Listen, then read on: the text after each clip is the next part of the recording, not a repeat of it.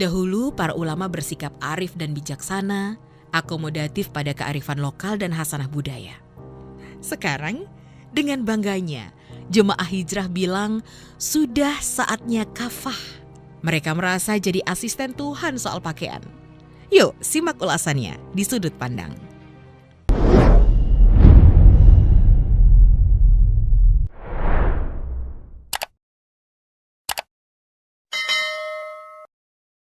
Orang Indonesia, tulisan Nisa Alwis.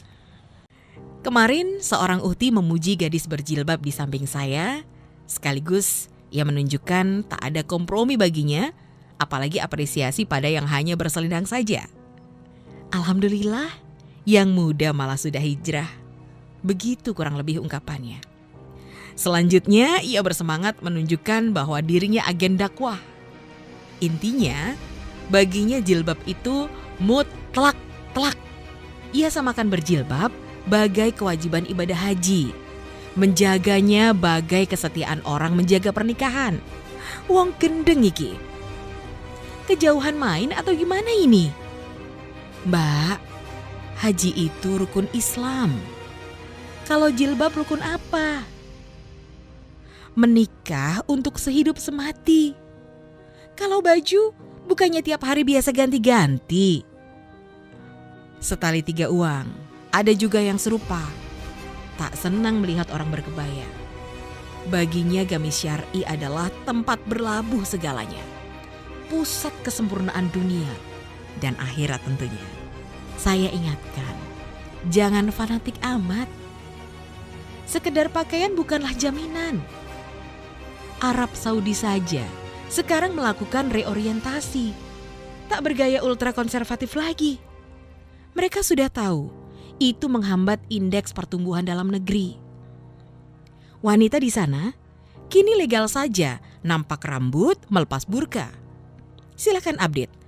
Apa dan mengapa visi KSA 2030? Ia nggak mau tahu. Malah kirim meme isinya, oh target MBS itu bikin orang NU bahagia ya. Bisa pergi haji pakai kebaya. Aduh, angel temen tuturanmu. Saya tidak tahu pengalaman leluhurmu. Tapi ini sedikit cerita dari nenek saya. Beliau berangkat haji kala muda di zaman Belanda. Menempuh perjalanan naik kapal berbulan-bulan. Selama di sana dan juga sekembalinya, beliau pakai kain kebaya, layaknya orang Sunda, beserta selendangnya. Rasanya begitupun famili jemaah haji yang berangkat sampai era 80-an. Itu bukan pelanggaran. Anda jangan berpikir, haji mabrur patokannya baju kekinian. Dan hingga akhir hayatnya, apakah para nenek kita ada yang hijrah? Ya enggak lah. Itu kan istilah anyaran dari kelompok tarbiyah. Taubat ya taubatan nasuha. Tekad untuk lebih baik dalam sikap dan laku lampah. Itu akhlak namanya. Sangat sempit jika hijab zaman now jadi lambangnya.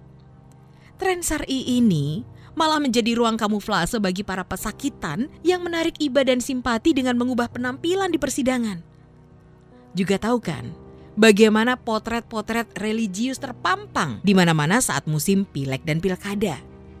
Itu gak ada hubungannya sama sekali dengan kapabilitas dan kinerja mereka. Jual tampang saja. Jadi neneknya ihram, wukuf, sa'i pakai kebaya.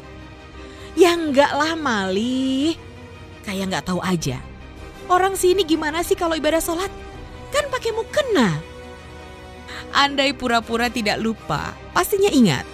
Kapan istilah syar'i menyeruak di sini? Kemarin sore. Ya, baru kemarin sore. Para wali sejak awal gak kampanye syar'i berupa baju. Karena itu bukan prinsip, gak penting. Bukan syarat sahnya Islam. Yang tidak berjilbab sekarang sering dianggap non-muslim. Minimal katanya nirhidayah. Etika pergaulan jadi sirna karena ada yang merasa lebih sempurna. Padahal aurat adalah produk fikih dan soal budaya, hasil ijtihad manusia. Tapi orang-orang sekarang pada ngotot jilbab adalah perintah langsung dari Allah. Seolah ulama dahulu mengabaikan perintahnya. Ini pangkal masalahnya. Gak bisa memilah teks dan konteks, tapi merasa asisten Tuhan soal pakaian.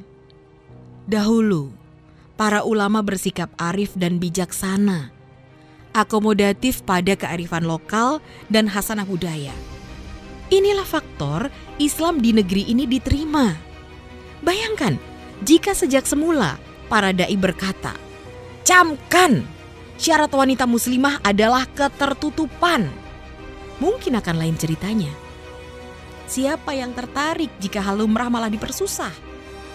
Sekarang, dengan bangganya jamaah hijrah bilang, dahulu wajar saja begitu. Kini sudah saatnya kita kafah. Ngarang. Jadi orang asing di negeri sendiri, itukah maksudnya kafah? Banyak yang mulai tersadar, tak mau larut menanggung itu semua. Demi apa coba? Penelusuran Gus Nadir Shah Hussein misalnya menemukan bahwa banyak hadis ancaman neraka dan rambut wanita itu palsu belaka, alias mengada-ada, dibuat untuk menakut-nakuti dan propaganda. Mengemaskan sekali ya? Wanita dianggap apa? Pengajian dengan spirit Ikhwanul Muslimin dan Wahabi biasanya penuh muatan ini.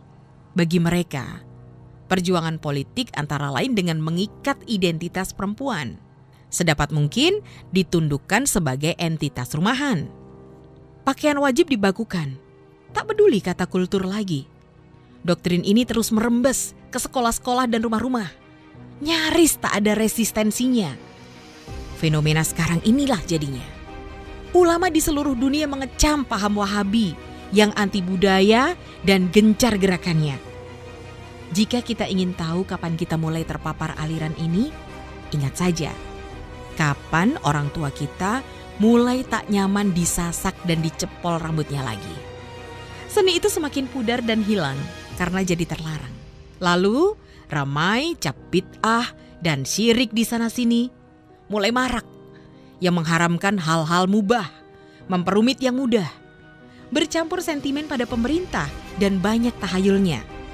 Terhadap kain kebaya hilang penghargaan, tak ada lagi minat, bahkan mengejek seolah ia pakaian bangsa durjana. Baju tradisi orang tua sendiri dianggap tidak manfaat. Apa nggak kualat? Padahal di sana tersimpan nilai-nilai kepribadian dan filsafat. Sejatinya, agama hadir ingin memerdekakan manusia. Jilbab di Islam pernah jadi simbol pembeda kelas sosial di era perbudakan. Semestinya jangan terpaku, sebab praktik jahiliyah itu sudah berlalu. Semua orang kini merdeka. Mengapa perempuan malah balik terpenjara? Saatnya menanamkan prinsip bahwa takwa bukan karena bajunya. Fikih aurat 1000 tahun lalu dengan setting Arabia. Apakah mutlak harus berlaku hingga sekarang di seantero dunia? Fair saja. Perempuan-perempuan muda masa kini kuliah di Mesir sampai Eropa tanpa harus ditunggui walinya. Sistem sosial sudah jauh lebih aman dan maju. Mengapa soal baju begitu kaku? Lahir dan besar berpijak di sini. Di bumi Katulistiwa dengan iklim tropis dan kaya warisan berharga. Mau tumbuh jadi apa kita jika malah tercerabut dari akar budaya? Sebagai muslim, kita melakukan ibadah haji ke Mekah dan Madinah, tapi selamanya kita tetap sebagai orang Indonesia. Jaga dan sucikan juga negeri yang kita huni ini. Jangan ngawang-ngawang lupa diri. Pakaian tradisional kita salah satu manifestasinya. Jika tak lagi engkau kenakan, setidaknya jangan engkau campakkan dan haramkan.